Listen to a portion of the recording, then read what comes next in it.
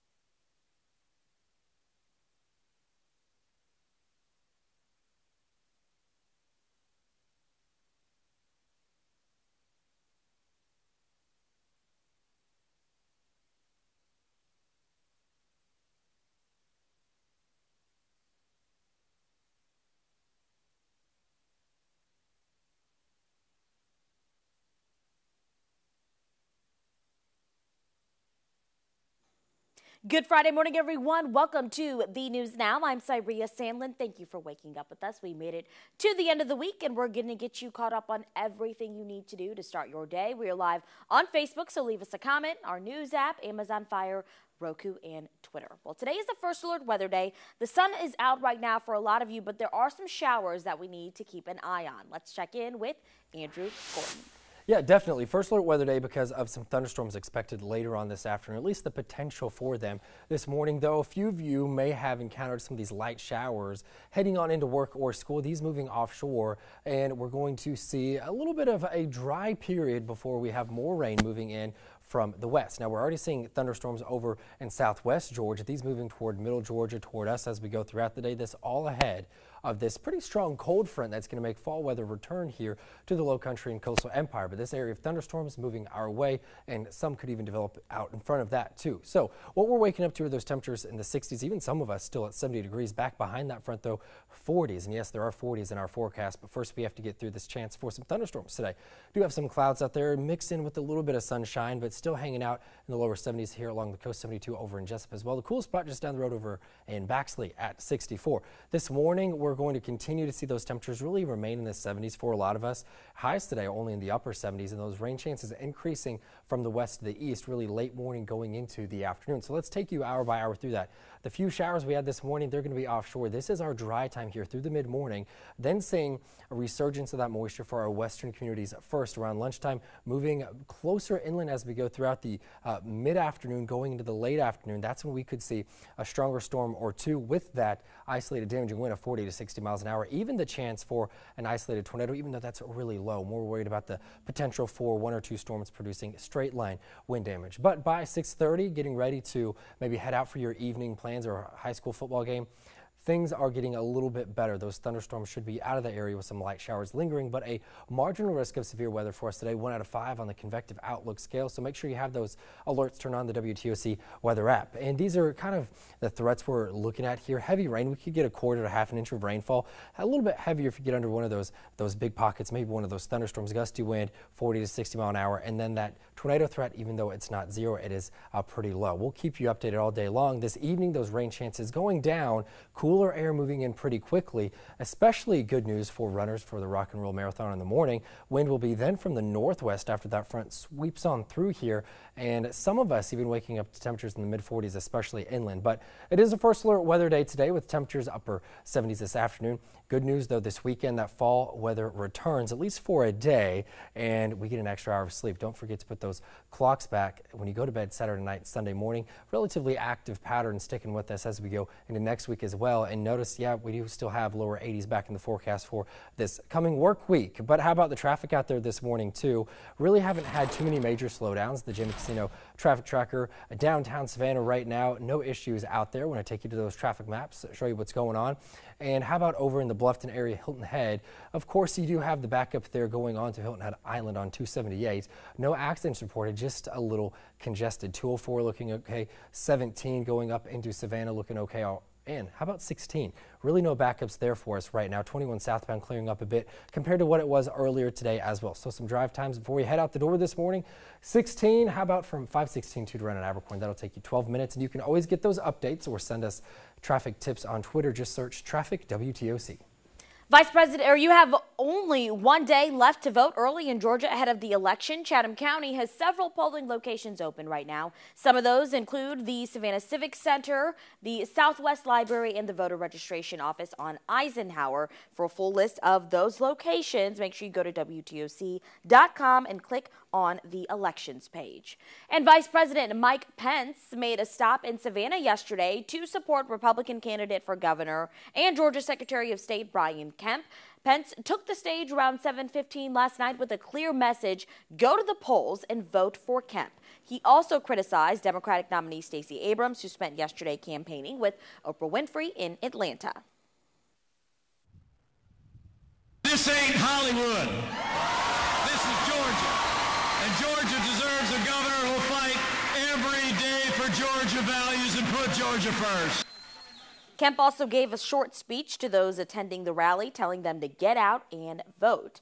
And today, former President Barack Obama will be in Atlanta stumping for Stacey Abrams. We want to show you some video of the crowds lining up to get those free tickets to the event that will be held at Morehouse College. The doors open at 5 p.m. And Abrams will be in Savannah on Monday. She'll be at the Longshoremen's Hall on Lathrop Avenue. That is happening at 10 a.m. Monday, November 5th. And Brian Kemp will continue campaigning throughout our area today. He's making a lot of stops. The first will be at the Anderson General Store in Statesboro. He will then travel to other locations before ending the day at the Forest City Gun Club in Chatham County. That is at 6:30. We have all of the stops listed on our website.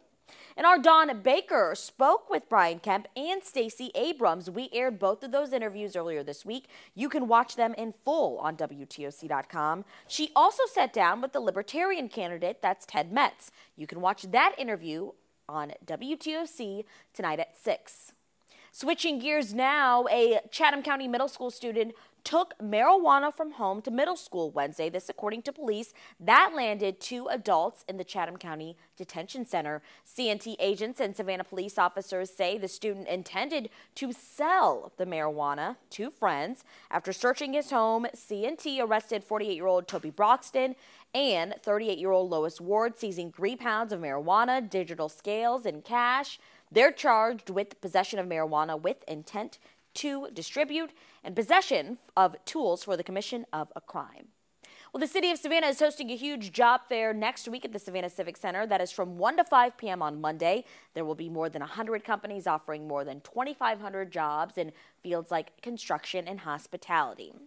And this weekend, one of the biggest events in the year is happening in Savannah. The Rock and Roll Marathon kicks off Saturday morning, but the Health and Fitness Expo is happening right now at the International Trade and Convention Center. Here is some video of that.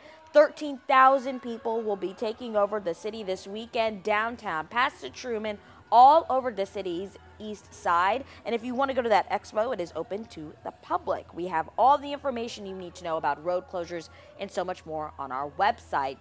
And the Rock and Roll Marathon will affect public transit. The Chatham Area Transit says all buses will be rerouted or delayed because of the marathon. The DOT shuttle and senior circulator won't start running until after the race. For a full list of the impacts, again, go to our website. Well, after several weeks of fundraising, the Susan G. Komen Coastal Georgia 2018 Bigwig campaign is officially over. The Georgia Queen turned pink last night for the Bigwig Boat Bash, a last hurrah celebrating the end of the campaign. WTOC's own Cutter Martin was a bigwig. He raised more than $5 grand in the fight against breast cancer.